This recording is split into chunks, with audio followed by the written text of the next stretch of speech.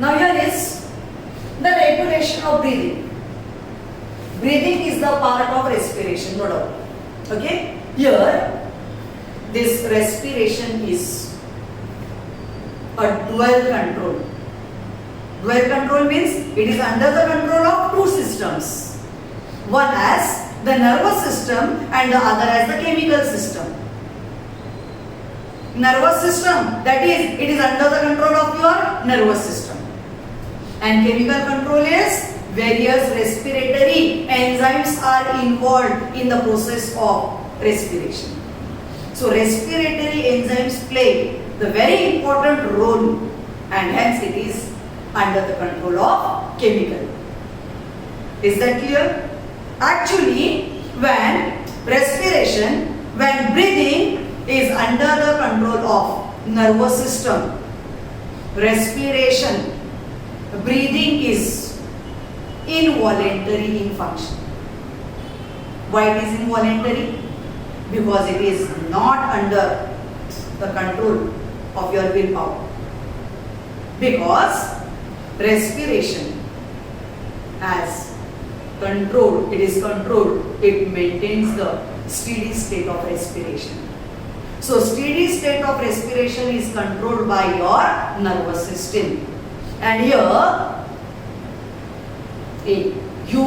adult human breathes near about 12 to 14 times per minute. And the infants, they breathe near about 40 to 44 times per minute. As it is involuntary, it is not under the control of your willpower, but is under the control of your nervous system. Nervous system is the main part of the nervous system is your brain. Do you know the three parts of brain?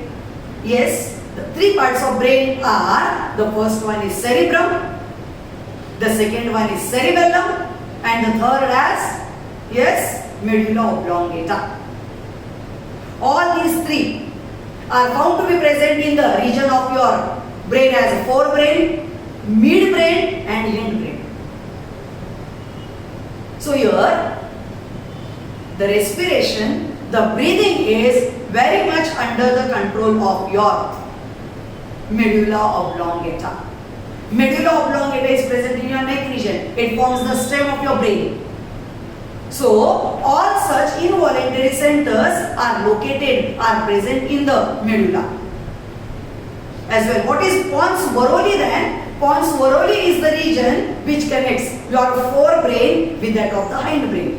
So, this is forebrain, here is hindbrain, and in between is the pons. It also controls the process of breathing. Some part of process of breathing is controlled. So, here there are some of the group of neurons which are located in ventral, in lateral, in dorsal region forms the different types of neurons. See, here these are the parts of your brain as pons varolii. The second is the medulla oblongata, as these are the regions which controls the process of respiration, the process of breathing, because they are concerned with some centers are located in this region. So here is in pons varolii, here the center as pneumotaxic center. This is pneumotaxic center is present in pons varolii, which controls the primarily limits of inspiration. As the primary limit means the initiation of inspiration. It also controls the slow wave sleep and also the rapid eye movement sleep. All such functions are controlled by this pneumotaxic center, which is located in pons varolii.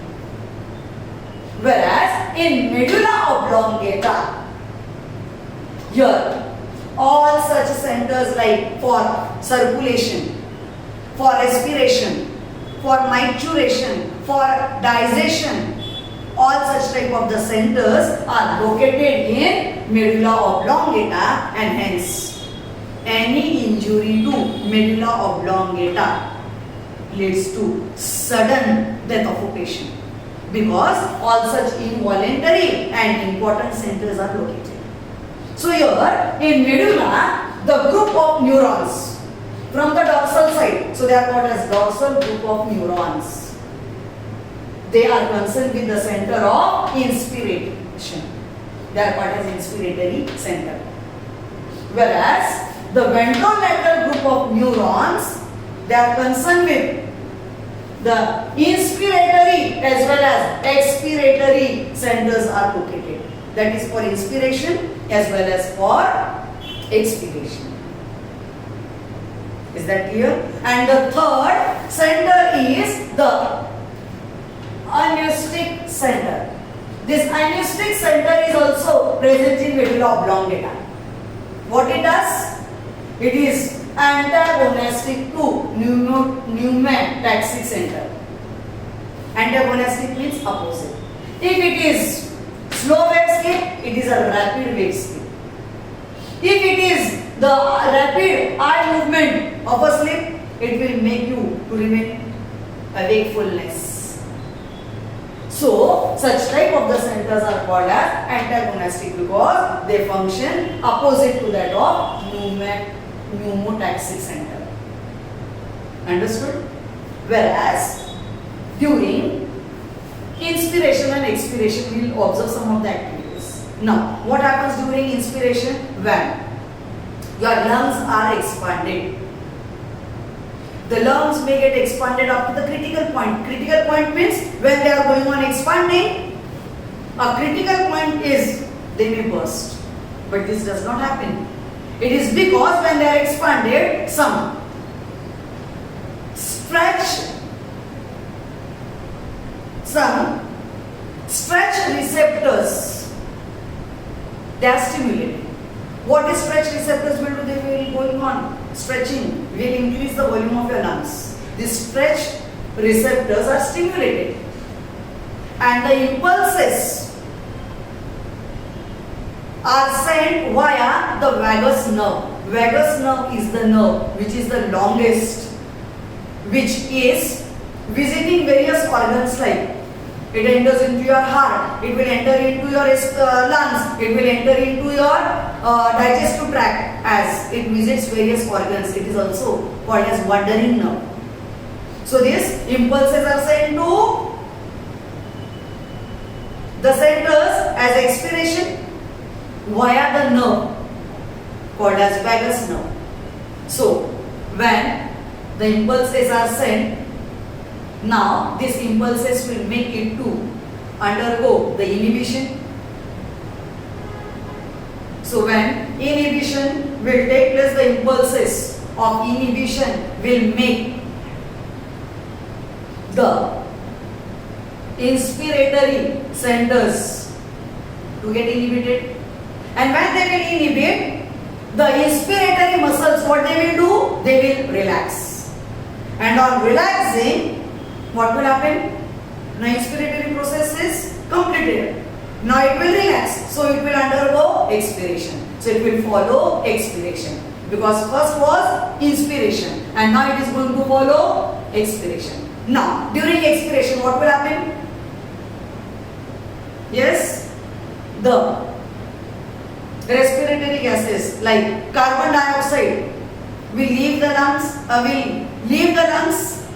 so the lungs will get deflated, and when the lungs will get deflated, now the impulses to the